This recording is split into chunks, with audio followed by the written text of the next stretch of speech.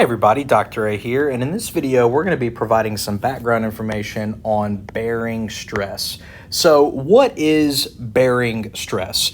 So bearing stress is a type of compressive normal stress, and it occurs on the contact surface between two interacting members. So a nice example or nice illustration of this would be if we have a simply supported beam, and let's say that we have a pin connection here, and let's say that this simply supported beam is resting on a column over here, okay? And you've got some kind of loading on this beam.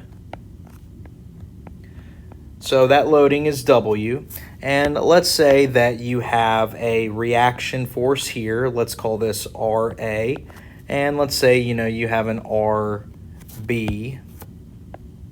here, and maybe you have a BX here. We're not really interested in that, but let's zoom in on this reaction force RA. So the end of this beam is resting on the column, okay? And so if I were to zoom in there, what would I see? Well, here's that beam end, okay?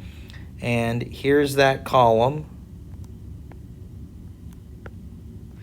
And so that reaction is causing a compressive bearing stress at the interface between the beam and the column here. And so we would call this sigma sub B for bearing, okay?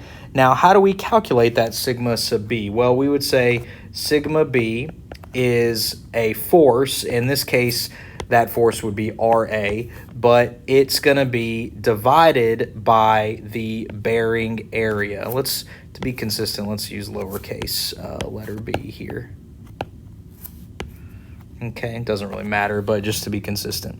So it's force divided by a bearing area. So A sub B is what we call the bearing area. In the case of this little illustration, the bearing area would be the dimension of the column, or the dimensions of the column that the beam is resting on. So it's this length times a width that's coming out of the screen at us. So if I were to look at a plan view, for example, looking down, that's the beam, all right? And then let's say that this is the column that is supporting that beam, okay? So what is that bearing area? Well, the bearing area would be this length times this width. So this shaded area right here would be AB, for example, okay? So it's the area that one element is bearing down on another element, all right? Now, we see bearing stress in other applications too. Another place we see bearing stress is in bolts, okay? So let's make some notes here. We're going to say in bolts, bearing stress occurs on the surface of contact between the bolt head and plate that it is connected to, okay? So for example, if you have a bolt, let's say we have a bolt head here,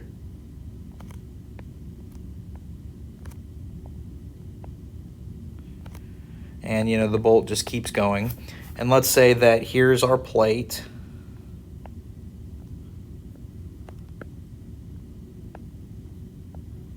okay? So you can have bearing stress that's developed right here between that bolt head and that plate. It's that uniform stress between the bolt head and the plate that it's connected to. So for example, if I look at a top view here, here's that plate, okay? and then here's the bolt, and here's the bolt hole. So where's the bearing area? Well, it's this shaded area right here.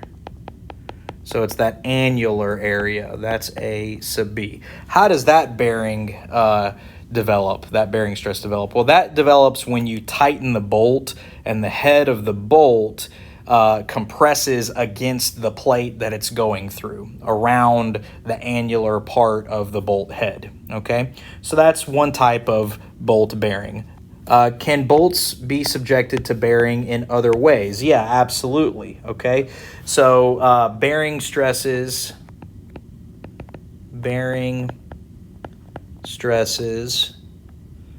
also occur on the contact surface where the bolt shank is pressed against the side of the hole that it's passing through, okay? So what do we mean by that? Well, let's look at a 3D drawing of a plate, okay? So let's say here's this plate, okay? And let's say that here is where the hole is bored, and the plate continues on.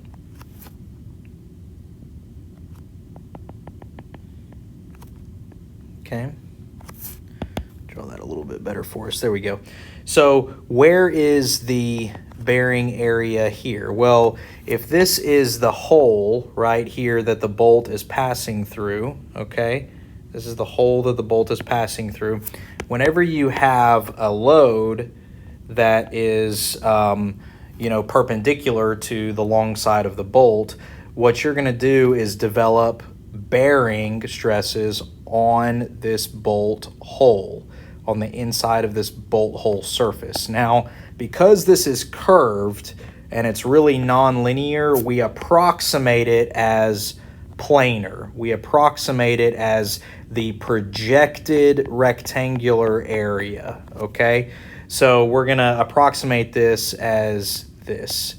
AB is this bearing area. Now, how do we calculate that? Well, again, it's pretty straightforward, I would say. This is like the thickness of the plate, and this dimension would be the diameter of the bolt. Okay, so we would say the bearing area here is diameter of the bolt times the thickness of the plate, and that would be your denominator of your stress calculation, of your bearing stress calculation. Okay, so these are just some examples of and some illustrations of bearing stress. Again, it's a type of normal stress that is compressive. All right, so we're going to have a couple of examples of this that I think will help us illustrate this a little bit better. But if you found this video helpful, please hit like and subscribe, and check out some of our other videos on topics like this. Thanks for watching.